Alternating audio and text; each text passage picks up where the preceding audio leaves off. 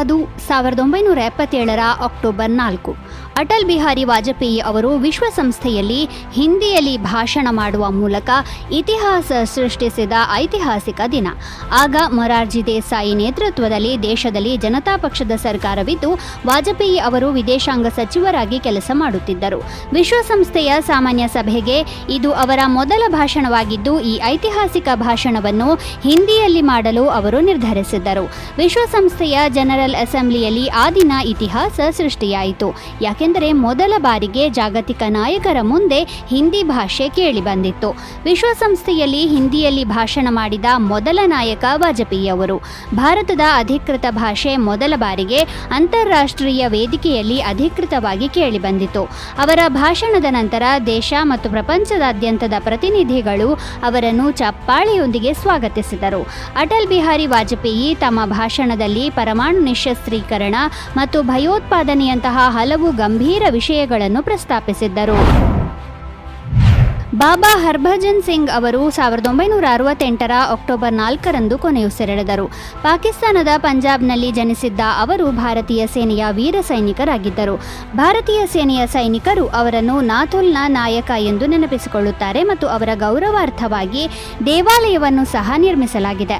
ಹರ್ಭಜನ್ ಸಿಂಗ್ ಅವರು 1966ರಲ್ಲಿ ಭಾರತೀಯ ಸೇನೆಯ ಪಂಜಾಬ್ ರೆಜಿಮೆಂಟ್ಗೆ ಸೈನಿಕನಾಗಿ ಸೇರಿದರು. ಇದರ ನಂತರ ಅವರನ್ನು 1968ರಲ್ಲಿ 23ನೇ ಪಂಜಾಬ್ ರೆಜಿಮೆಂಟ್ನಲ್ಲಿ ಪೂರ್ವ ಸಿಕ್ಕಿಂನಲ್ಲಿ ನಿಯೋಜಿಸಲಾಗಿತ್ತು. 1968ರ ಅಕ್ಟೋಬರ್ 4ರಂದು ಹೇಸರಗತ್ತೆಗಳ ಬೆಂಗಾವಲು ಪಡೆಯನ್ನು ಹೊತ್ತೊಯ್ಯುತ್ತಿದ್ದಾಗ ಅವರು ನಾಥುಲಾ ಪಾಸ್ ಬಳಿ ಕಾಲು ಜಾರಿ ಕಣಿವೆಗೆ ಬಿದ್ದು ಸಾವನ್ನಪ್ಪಿದರು. ಬಲವಾದ ನೀರಿನ ಪ್ರವಾಹದಲ್ಲಿ ಅವರು ಕೊಚ್ಚಿ ಹೋಗಿದ್ದರು. ಆಗ ಅವರ ವಯಸ್ಸು ಕೇವಲ 22 ವರ್ಷ. ಇದರ ನಂತರ ಬದುಕುಳಿದಿದ್ದ ಅವರ ಸಹ ಸೈನಿಕನೊಬ್ಬನಿಗೆ ಅವರ ಕನಸು ಬಿತ್ತು. ಅದರಲ್ಲಿ ಸ್ವತಃ ಹರ್ಭಜನ್ ಸಿಂಗ್ ಬಂದು ಅವರ ಮೃತದೇಹವಿರುವ ಸ್ಥಳವನ್ನು ಹೇಳಿದ್ದರು. ಮರುದಿನ ಅವರ ಸಹೋದ್ಯೋಗಿಗಳು ಅದೇ ಸ್ಥಳದಲ್ಲಿ ಅವರ ಮೃತದೇಹವನ್ನು ಕಂಡುಕೊಂಡರು. ನಂತರ ಪೂರ್ಣ ಸರ್ಕಾರಿ ಗೌರವಗಳೊಂದಿಗೆ ಅವರ ಅಂತ್ಯ ಸಂಸ್ಕಾರ ಮಾಡಲಾಯಿತು.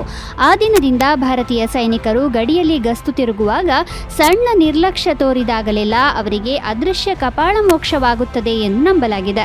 ಅದರ ನಂತರ ಅವರಿಗೆ ಬಾಬಾ ಎಂಬ ಬಿರುದನ್ನು ನೀಡಲಾಯಿತು ಮತ್ತು ಅವರ ಹೆಸರಿನಲ್ಲಿ ದೇವಾಲಯವನ್ನು ಸಹ ನಿರ್ಮಿಸಲಾಯಿತು. ತನ್ನ ಮರಣದ ನಂತರವೂ ಬಾಬಾ ಹರ್ಭಜನ್ ಸಿಂಗ್ ತನ್ನ ಕರ್ತವ್ಯವನ್ನು ಮುಂದುವರೆಸುತ್ತಿದ್ದಾರೆ ಮತ್ತು ತನ್ನ ಸಹೋದ್ಯೋಗಿಗಳಿಗೆ ಕನಸಿನಲ್ಲಿ ಬಂದು ಚೀನಾದ ಎಲ್ಲಾ ಚಟುವಟಿಕೆಗಳ ಬಗ್ಗೆ ಮಾಹಿತಿಯನ್ನು ನೀಡುತ್ತಾರೆ ಎಂದು ಹೇಳಲಾಗುತ್ತದೆ. ಶ್ಯಾಮ್ಜಿ ಕೃಷ್ಣ ವರ್ಮಾ ಅವರು 1857ರ ಅಕ್ಟೋಬರ್ 4ರಂದು ಕಚ್ನ ಮಾಂಡವಿಯಲ್ಲಿ ಜನಿಸಿದರು. ಅವರು ಭಾರತೀಯ ಸ್ವಾತಂತ್ರ್ಯದ ಒಬ್ಬ ಕ್ರಾಂತಿಕಾರಿ ಹೋರಾಟಗಾರ, ವಕೀಲ ಮತ್ತು ಪತ್ರಕರ್ತರಾಗಿದ್ದವರು. ಬಲ್ಯೋಲ್ ಕಾಲೇಜಿನ ಪದವೀಧರರಾದ ಕೃಷ್ಣ ವರ್ಮಾ ಅವರು ಸಂಸ್ಕೃತ ಮತ್ತು ಇತರ ಭಾರತೀಯ ಭಾಷೆಗಳಲ್ಲಿ ಪ್ರಸಿದ್ಧ ವಿದ್ವಾಂಸರಾಗಿದ್ದರು.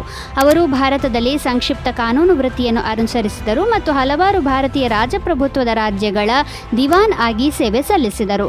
ಬಳಿಕ ಇಂಗ್ಲೆಂಡ್ಗೆ ತೆರಳಿದ ಅವರು ಲಂಡನ್ನಲ್ಲಿ Indian home rule society, India house ಮತ್ತು ದಿ ಇಂಡಿಯನ್ ಸೋಷಿಯಾಲಜಿಸ್ಟ್ ಅನ್ನು ಸ್ಥಾಪಿಸಿದರು.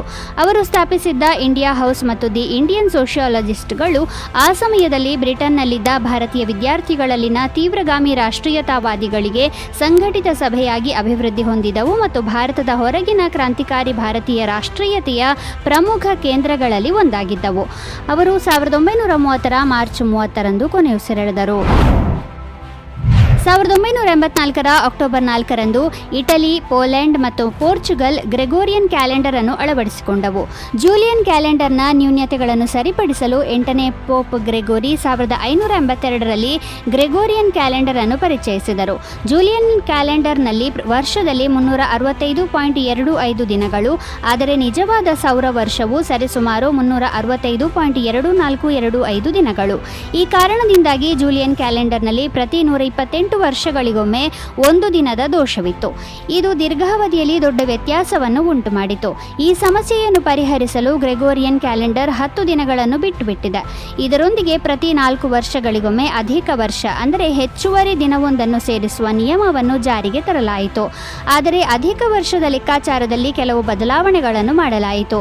ಈ ಕ್ಯಾಲೆಂಡರ್ ಪ್ರತಿ ಶತಮಾನದ ವರ್ಷವನ್ನು 400ರಿಂದ ಭಾಗಿಸಿ ಹೋಗದಿದ್ದರೆ ಅಧಿಕ ವರ್ಷವೆಂದು ನಿರ್ಣಯಿಸುವ ನಿಯಮವನ್ನು ರದ್ದುಗೊಳಿಸಿತು. ಗ್ರೆಗೋರಿಯನ್ ಕ್ಯಾಲೆಂಡರ್ನ ಅಳವಡಿಕೆಯು ಈ ದೇಶಗಳನ್ನು ಅಂತಾರಾಷ್ಟ್ರೀಯ ಮಾನದಂಡಗಳಿಗೆ ಅನುಗುಣವಾಗಿ ತಂದಿತು.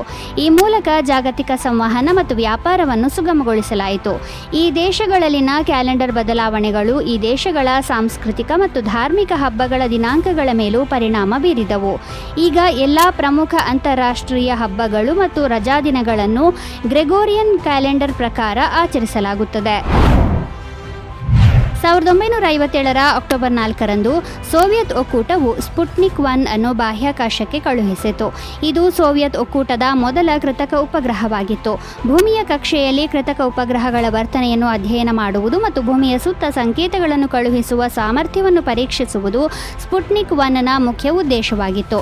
ಉಪಗ್ರಹ ವಿಜ್ಞಾನ ಮತ್ತು ತಂತ್ರಜ್ಞಾನದಲ್ಲಿನ ಹೊಸ ಆವಿಷ್ಕಾರಗಳತ್ತ ಇದು ಪ್ರಮುಖ ಹೆಜ್ಜೆಯಾಗಿತ್ತು. ಸ್ಪುಟ್ನಿಕ್ 1 ಸರಿಸುಮಾರು 83.6 ಕಿಲೋಗ್ರಾಂಗಳಷ್ಟು ತೂಕವಿತ್ತು ಮತ್ತು 58 ಸೆಂಟಿಮೀಟರ್ ವ್ಯಾಸವನ್ನು ಹೊಂದಿತ್ತು. ಇದು ಉದ್ದದ 4 ಆಂಟೆನಾಗಳನ್ನು ಹೊಂದಿದ್ದು ಭೂಮಿಗೆ ರೇಡಿಯೋ ಸಂಕೇತಗಳನ್ನು ಕಳುಹಿಸಲು ಬಳಸಲಾಗುತ್ತಿತ್ತು. ಈ ಉಪಗ್ರಹವು 96 ನಿಮಿಷಗಳ ಮಧ್ಯಂತರದಲ್ಲಿ ಭೂಮಿಯ ಸುತ್ತ ಸುತ್ತುತ್ತದೆ. ಸ್ಪುಟ್ನಿಕ್ 1 ಯಶಸ್ವಿ ಉಡಾವಣೆ ಇಡೀ ಜಗತ್ತನ್ನು ಬೆರಗಾಗಿಸಿತು ಮತ್ತು ಇದನ್ನು ಸ್ಪುಟ್ನಿಕ್ ಶಾಕ್ ಎಂದು ಕರೆಯಲಾಯಿತು. ಇದು ಬಾಹ್ಯಾಕಾಶ ಪರಿಶೋಧನೆಯಲ್ಲಿ ಸೋವಿಯತ್ ಒಕ್ಕೂಟದ ಪ್ರಮುಖ ಸ್ಥಾನವನ್ನು ಎತ್ತಿ ತೋರಿಸಿತು ಮತ್ತು ಅಮೆರಿಕ ಸೇರಿದಂತೆ ಇತರ ದೇಶಗಳು ಬಾಹ್ಯಾಕಾಶ ಪರಿಶೋಧನೆಯತ್ತ ವೇಗವಾಗಿ ಚಲಿಸುವಂತೆ ಪ್ರೇರೇಪಿಸಿತು. ಪ್ರತಿ ವರ್ಷ ಅಕ್ಟೋಬರ್ 4ರಂದು ವಿಶ್ವ ಪ್ರಾಣಿ ದಿನವನ್ನು ಆಚರಿಸಲಾಗುತ್ತದೆ. ಎಲ್ಲ ಪ್ರಾಣಿಗಳ ಹಕ್ಕುಗಳು, ಯೋಗಕ್ಷೇಮ ಮತ್ತು ಸಂರಕ್ಷಣೆಯ ಬಗ್ಗೆ ಜಾಗೃತಿ ಮೂಡಿಸುವುದು ಇದರ ಉದ್ದೇಶವಾಗಿದೆ. ಈ ದಿನವನ್ನು ಆಚರಿಸುವ ಮುಖ್ಯ ಉದ್ದೇಶವೆಂದರೆ ಪ್ರಾಣಿಗಳ ಬಗ್ಗೆ ಜನರ ವರ್ತನೆಯಲ್ಲಿ ಬದಲಾವಣೆ ತರುವುದು ಮತ್ತು ಅವುಗಳ ಸಂರಕ್ಷಣೆಗಾಗಿ ಅಗತ್ಯ ಕ್ರಮಗಳನ್ನು ತೆಗೆದುಕೊಳ್ಳುವುದಾಗಿದೆ. ಈ ದಿನವು ವಿಶೇಷವಾಗಿ ಪ್ರಾಣಿಗಳ ಹಕ್ಕುಗಳು, ಅವುಗಳ ಬಗ್ಗೆ ದಯೆ ಮತ್ತು ಅವುಗಳಿಗೆ ಆರೋಗ್ಯಕರ, ಸುರಕ್ಷಿತ ವಾತಾವರಣವನ್ನು ಒದಗಿಸುವುದರ ಮೇಲೆ ಕೇಂದ್ರೀಕರಿಸುತ್ತದೆ. 1931ರಲ್ಲಿ ಇಟಲಿಯ ಫ್ಲಾರೆನ್ಸ್ನಲ್ಲಿ ನಡೆದ ಪರಿಸರ ಸಮ್ಮೇಳನದಲ್ಲಿ ವಿಶ್ವ ಪ್ರಾಣಿ ದಿನ ಪ್ರಾರಂಭವಾಯಿತು.